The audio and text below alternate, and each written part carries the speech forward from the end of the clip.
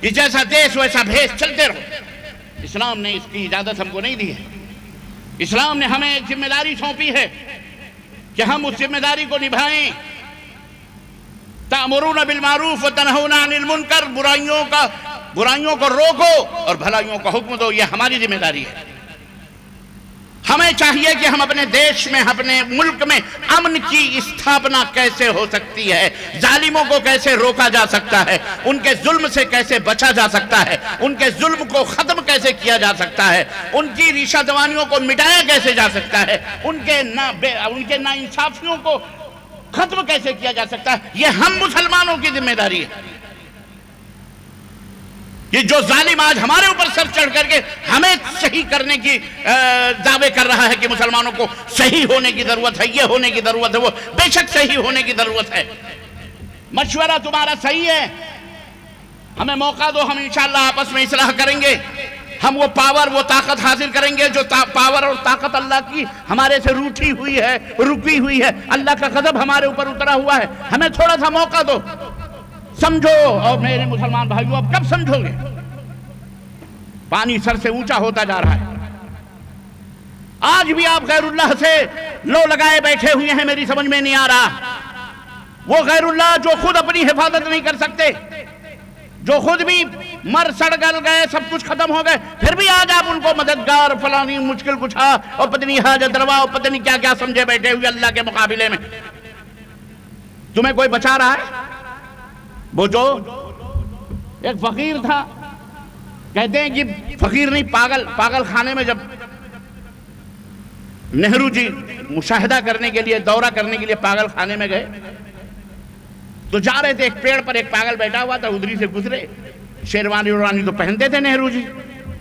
تو اس پاگل نے ان کو بلایا، کہا ادھر آؤ. نہرو جی گئے، وہ تھوڑا نیچے آیا. اس نے کہا کون ہو؟ کہا کون ہو؟ تو نہرو جی نے کہا میں اس ملک کا وزیر اعظم ہوں، پرائم منسٹر. تو اس نے کہا آہستہ بولو. کہا کیوں؟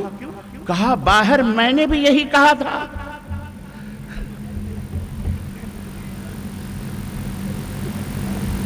باہر میں نے بھی یہی کہا تھا. سمجھ میں بات آئی کہ نہیں آئی؟ تو عزیزان محترم، کب سدھرو گے؟ کب صحیح ہوں گے؟ صراط مستقیم، اے اللہ ہم کو صراط مستقیم پر چلا، اے اللہ ہم کو صراط مستقیم پر چلا، اے اللہ ہم کو صراط مستقیم پر چلا. اللہ نے صراط مستقیم دیا ہے، آپ کو بتایا بھی ہے. اس کا تعارف بھی قرآن کے اندر موجود ہے. نبی نے عملی طور پر، صحابہ نے عملی طور پر پیش کیا. سمجھ میں نقطہ توحید آ تو سکتا ہے. اپنے آپ کو سلطان الہند بن رہے ہیں، سلطان الملک بن رہے ہیں، فقیر الملک بن رہے ہیں. کسی کو کسی کے دعویٰ کرنے سے کوئی آدمی وہ ہو جاتا ہے؟ اور جوتے الگ پڑ رہے ہیں. کوئی ہم کو نہ بادشاہ بتا رہا ہے، نہ کوئی ولی، نہ کوئی پیر، نہ کوئی بزرگ، نہ کوئی ایت، نہ کوئی بیعت، نہ کوئی سجادہ نشین، نہ کوئی درگاہی، نہ کوئی مداری، نہ کوئی قبوری. کوئی بچانے آ رہا ہے؟ سمجھو ذرا. میری بات کو برا نہیں لگنا چاہیے، نہ ماننا. میں یہ سمجھانے کے لیے بات بتا رہا ہوں.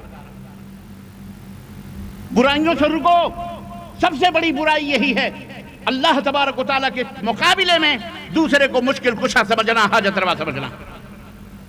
ہم اپنے بزرگوں کا احترام کریں، یہ الگ چیز ہے، لیکن انہیں اللہ کا ساجیدار بنائیں، انہیں اللہ کا شریک بنائیں، اللہ کی عبادتوں میں ان کو پارٹنر بنائیں. استغفر اللہ، نعوذ باللہ. یاد رکھو، وہ بیوی نہیں ہوتی جو بیوی اپنے شوہر کے بسترے میں کسی غیر مرد کو شریک کرے، ساجیدار بنائے.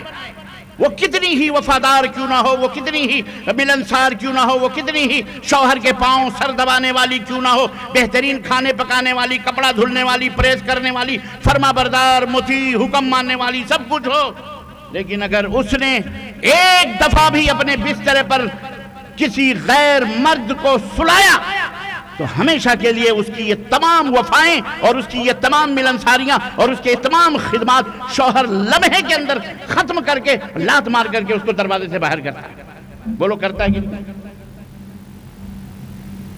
نہ اسے اس کی ملنساری یاد آئے گی، نہ اس کا کھانا پکانا، نہ اس کی خدمت، نہ اس کا بھولا پن، نہ اس کا حسین و خوبصورت چہرہ. ब्याह के लाया है, 2 करोड़ 2 लाख 10 लाख पैसे दे करके लाया है, महर दे के लाया है, लात मार करके बाहर करेगा कि ऐसी तवाइफ की मुझे जरूरत है? बोलो। आप नमाज पढ़ें, आप रोजा रखें, दाढ़ियां रखें, नमाज़ें घट्टे बनाएं, सब कुछ करें, आप एक दफा भी किसी दरगाह, किसी मदार, किसी छद्दे, किसी अलम चबूतरे पर आपने माथा टेका या उन्हें मुश्किल कुशा हाजत रवा समझ के पुकारा, रब्बे काबा की कसम है, ना नबी ने फरमाया, ना सहाबा ने फरमाया, ना अबू बकर का फरमान है, ना उमर का फरमान है, ना उस्मान का फरमान है, न सैयदना अली इब्न अबी तालिब रज़ियल्लाहु ताला अन्हुम अजमईन का फरमान है, न किसी सहाबा, किसी का ये अमल, किसी का ये दीन, ये सिराते मुस्तकीम नहीं है। ये बताने की हमें जरूरत पड़ रही है, उसकी वजह यह है कि आज हमारे दरमियान बहुत सारे से भोले भाले लोग मौजूद हैं जिन्हें हाथ पकड़ करके भी समझाया जाता है लेकिन समझ में नहीं आता, तो थोड़ा थप्पड़ मारना पड़ता है, थोड़ा धक्का देना पड़ता है। अबे ऐसे नहीं समझ तो ऐसे समझ, तुझे हम जन्नत की तरफ लेके आ रहे हैं, तू जहन्नम की तरफ भागा जा रहा, बावला बना हुआ है।